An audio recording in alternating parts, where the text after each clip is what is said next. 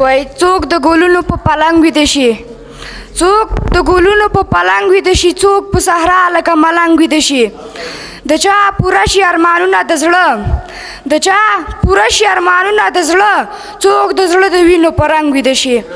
د فضل سبحان عابد صاحب یو غزل دی چې په دې غزل کې وایي دا ځل پسرلي څه ښکلی کار کړی دی، دا ځل پسرلي څه ښکلی کار کړی دی، جانان په ما د ګل ګزار کړی دی. په سرو لمبو دیدن نه تللی ومه، په سرو لمبو دیدن نه تللی ومه، هر مازدیګر نه مې سینګار کړی دی.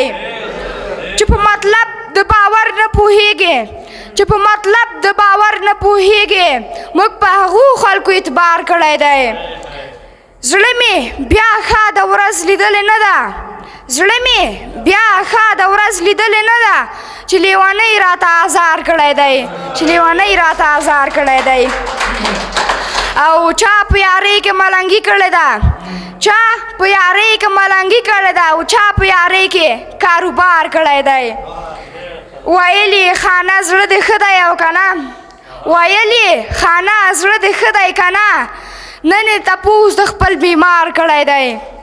او د دنګو غرونو نه پناه جانانه، د دنګو غرونو نه پناه جانانه، عابد دې هر وخت انتظار کړی دی. د توجه نه مو یو مننه.